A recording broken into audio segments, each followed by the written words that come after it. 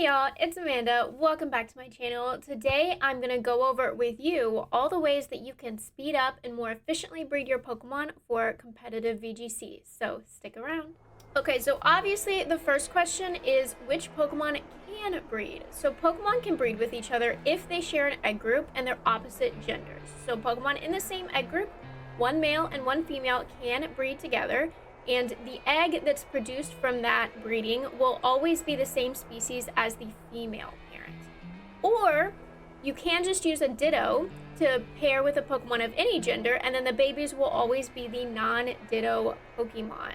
This is really the only way that you can breed genderless Pokemon like Voltorb. So having a Ditto is super duper helpful for breeding, and I highly suggest you get one. Also keep in mind though that there's some Pokemon that can't breed. This includes legendaries, mythical Pokemon, the Paradox Pokemon also cannot breed. These are all in the undiscovered egg group, and so they can't breed at all, even with a Ditto. So the first question is, how do I get a Ditto? Well, you can find Dittos in the wild. They're usually here in the West Province area, so if you come to the normal type gym leader town, Vidali, and you kind of ride around, you'll find different Pokemon here. And if you want to know if it's a Ditto, because Ditto will disguise themselves as other Pokemon, you hold down the ZL button to lock onto a Pokemon. And when you lock onto a Pokemon, you can see that that Pokemon's name and level are shown above them. If it's a Ditto, instead of saying Deerling or Pawmi or whatever Pokemon it looks like, it will say Ditto instead. So that's how you can know if you're about to catch a Ditto in the wild. However, Dittos in the wild have poor IVs usually, so they're not going to be great for breeding competitive Pokemon. Instead, what you want to do is get a Ditto that's either a 5 or a 6 IV Ditto so that you can start from a much better place when you're breeding for good IVs. So you want to do the 6-star raids. The 6-star raids can be found on the map, and the Pokemon that you get from a 6-star raid has IVs guaranteed to be at 5 best IVs or higher. So first you want to unlock the 6-star raid. The way that you do that is by completing all of the story, all of the post-game rematch, all of the gym leaders, and complete the Academy Ace tournament. Once you've done that, make sure that you do, I believe it's 10 5-star raids. Once you've done enough 5-star raids, you'll get a call from Jacques, the teacher, and he'll tell you about these 6-star crystals and say you definitely shouldn't go look at them, which will unlock them, and they'll now appear on your map. You'll get one 6-star raid on your map every day, and the 6-star raid will look like this. You can see this one up here is sort of outlined in purple, and it's glowing all purple. That means that it is the 6-star raid for the day. So once you've found the 6-star raid crystal, you can check it, and it'll show you what Pokemon is in the raid. So if it's not a Ditto, what you can do is you can go back out to your system settings in the switch menu, and you can increase the date by 1, and then when you come back in, it'll be the next day. So all the raids will have reset, and you can check your 6-star raid crystal again to see if it is now a Ditto. Once you've found the Ditto, go ahead and save in front of it. And once you've saved in front of it, you can go ahead and attempt the 6-star Ditto raid until you catch it.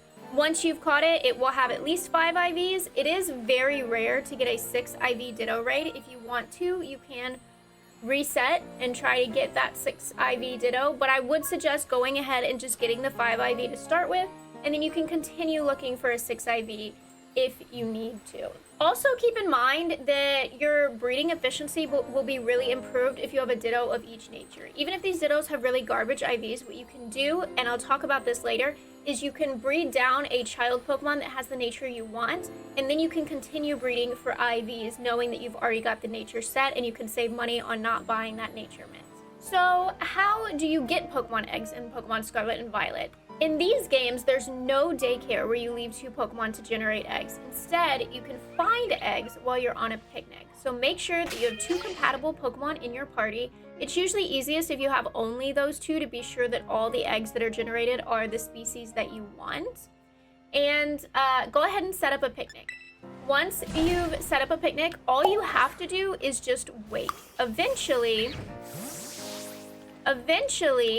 eggs will show up in this basket right here. All you have to do is stand in front of it and occasionally press the A button to peek inside and look for eggs. Up to 10 eggs will be stored in this basket at a time before you start losing out on eggs that may be generated.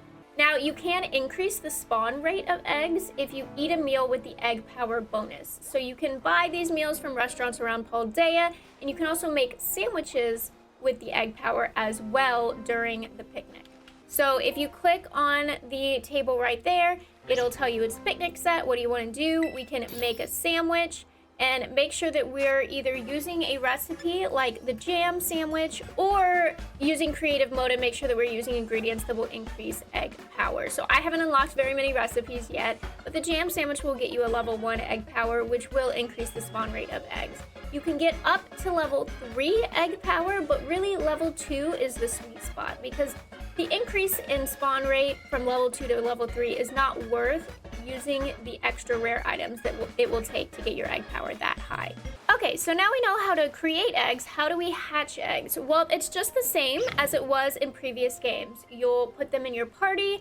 Make sure that you include Pokemon in your party that have either the ability Flame Body, Magma Armor, or Steam Engine. These Pokemon will decrease the number of steps that it takes to hatch the eggs in your party. So these would be Pokemon like Fletchinder and Talonflame, Larvesta and Volcarona, the Colossal line, or Camerupt. All of these Pokemon have abilities that will speed up the hatching of eggs.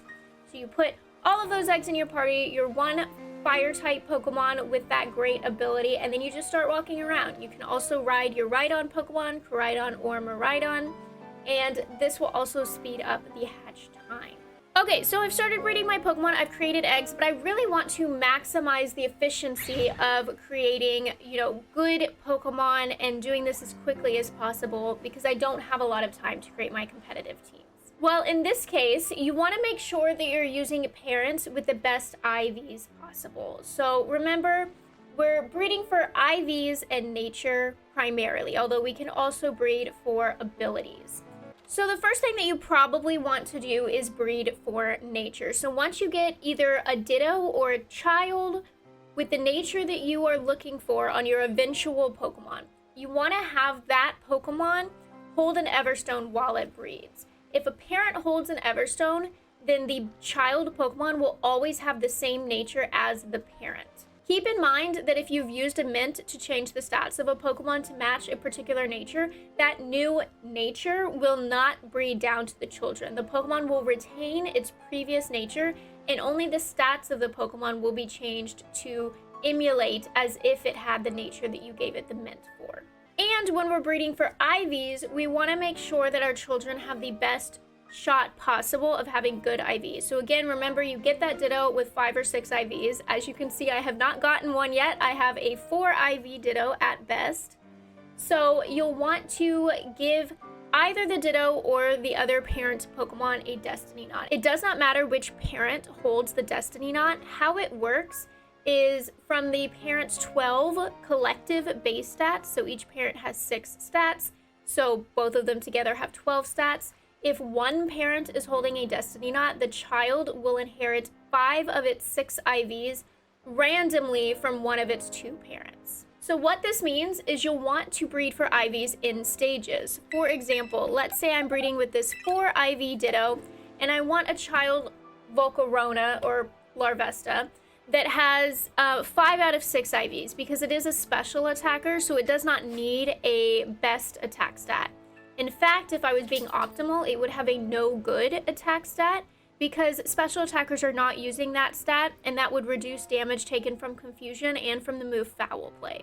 I don't always do this with my Pokemon. Frankly, it can be a bit of a pain in the ass to breed for a 0 or no good IV on your attack stat. And it is optimal, but it's not strictly necessary, especially if you're not competing at the top levels of play.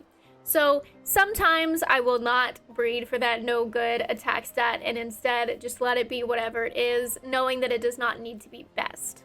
So what I would do here is I would breed this Larvesta with the 4 IVs until I get a child with more IVs, let's say 2 or 3 best IVs. Then I would replace this Larvesta with the child Larvesta that had higher IVs. I would breed again, and now I have a higher chance of the babies having even better IVs than that, 5 or 6 IVs. And once I get to where I'm going in terms of what I want my IVs to be, that's when I'll stop breeding. But you can do this multiple times, slowly increasing the quality of the parents that you use in order to speed up the breeding process. Keep in mind also that you can breed for abilities. So if a Pokemon just has a regular ability, then its babies will just have like a 50-50 chance of having one of its 2 regular abilities for that species. But if the parent has a hidden ability, then the children have a 60% chance of inheriting that hidden ability. And since ability patches are so difficult to come across in this game, you really want to make sure that if you're breeding for your Pokemon, go ahead and breed for a hidden ability while you're at it. And also, if you are breeding for egg moves, this is a good time to make sure you have those as well. You can put an egg move on a Pokemon after it's been bred, but it's a little easier if it's born already knowing the egg move. And speaking of egg moves, if you go ahead and hatch a Pokemon, but you forgot to put the egg move on it, what you can do is you can still add an egg move to that Pokemon that's already been bred. You do this, again, by picnicking, but you'll need the Mirror Herb item first. So to put an egg move on a Pokemon that you've already bred, you'll need to get a Mirror Herb, and you can get this from the Delibird Present Store only in Cascarapa City. So you come into the store and you go to the battle items, and as you scroll through, you can see all the items that they have, and one of those items is the Mirror Herb right here. It costs $30,000, and what you'll do to put an egg move on the Pokemon is you'll have a Pokemon that knows the egg move you want and the Pokemon you want to teach the egg move to. You give the Pokemon you want to teach the egg move to the Mirror Herb to hold, and then you set up a picnic. You let your Pokemon hang out in the picnic for a little bit, and then the Pokemon that is holding the Mirror Herb will learn any egg move that its species is able to learn from the other Pokemon in your party. This is even if they're the same gender, even if they're different species, or if they're in different egg groups. It doesn't matter. If one Pokemon knows a move, and the other Pokemon can learn that move as an egg move, and it's holding a Mirror Herb, then it will learn it. Keep in mind though, your Pokemon that wants to learn the item will need an empty space in its moveset. So just a reminder that you can delete moves from a Pokemon without replacing it with a new move. So if I take this Larvesta, for example, and I check its summary, I go over the moveset and I click Change Moves, the A button. I'll select Forget a Move, and I'll get rid of Bug Bite, for instance. Now my Pokemon only knows 3 moves, and it has an empty move slot to accept that egg move when the time comes for me to teach it one. And finally, just a quick reminder that you can shiny hunt through breeding with the Masuda method. Jacques will talk to you about this if you take the biology lessons, but the Masuda method does still exist in Scarlet and Violet. If you pair 2 compatible Pokemon from different language versions of the game, so usually this means just having a foreign language Ditto. In my case, I have a French Ditto. All of the eggs that are produced from that union have an increased chance of being shiny. This also stacks with the shiny charm, so if you get the shiny charm and then you also use the Masuda method, your Pokemon have a 1 in 500 and something chance of being shiny. I'll put that number up over here, but basically that's one way that you can very quickly shiny hunt Pokemon if there's something that is breedable. Keep in mind, though, that the Sparkling Sandwich power is not going to affect your chances at getting a shiny from the Masuda method. That doesn't work for this method.